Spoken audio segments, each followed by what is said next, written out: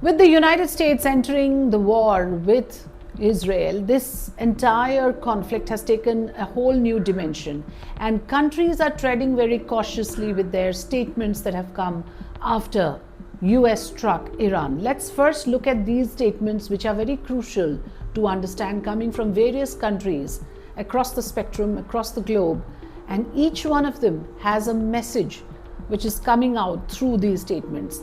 Let's give you a lowdown on this first. This is how the world has reacted to US strikes on Iran.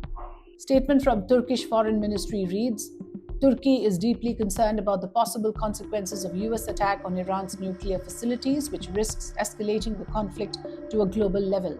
We call on all relevant parties to act responsibly, to immediately cease mutual attacks, and to refrain from steps that could lead to further loss of life and destruction. António Guterres, UN Secretary General, says, I am gravely alarmed by the use of force by the United States against Iran today.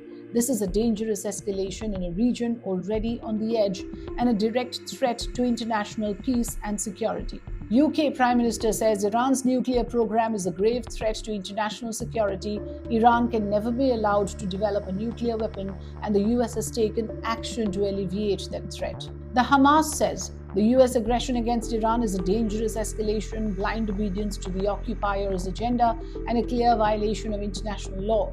We declare our solidarity with Iran, its leadership, and its people, and we have full confidence in Iran's ability to defend its sovereignty. Official statement by the Australian government reads, we have been clear that Iran's nuclear and ballistic missile program has been a threat to the international peace and security. We note the US President's statement that now is the time for peace. Saudi Arabia says the Kingdom of Saudi Arabia is following with deep concern the developments in the Islamic Republic of Iran, particularly the targeting of Iranian nuclear facilities by the United States of America. CGTN, China's state-run media, says history has repeatedly shown that military interventions in the Middle East often produce unintended consequences, including prolonged conflicts and regional destabilization. Qatar says Qatar is following with grave concern the developments following the recent attacks on the sisterly Islamic Republic of Iran, which targeted its nuclear infrastructure.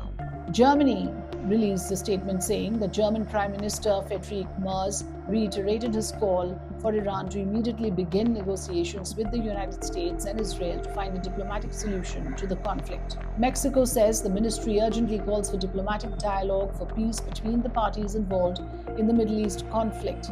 Kaja Kallas, European Union Foreign Policy Chief, the EU, says Iran must not be allowed to develop a nuclear weapon as it would be a threat to international security. I urge all sides to step back, return to the negotiating table, and prevent further escalation. The European Union Commission President Ursula von der Leyen says now is the moment for Iran to engage in a credible diplomatic solution. The negotiating table is the only place to end this crisis. Pakistan Foreign Ministry in a statement said, and I quote, Pakistan condemns the US attacks on Iranian nuclear facilities which follow the series of attacks by Israel.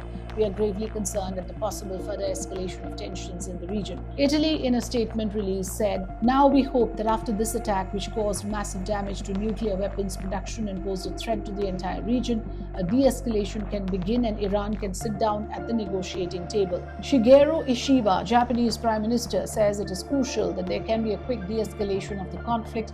We are closely monitoring the situation there with grave concern. So what does this tell you? It gives you a clear idea of where loyalties stand, and this is going to be of fundamental importance, how countries react, where they stand, with whom they stand, and to what extent are they willing to go to support the so-called allies or partners that they choose. We will continue to track this story, but do follow us for more updates and subscribe to Free Press Journal for all international related stories.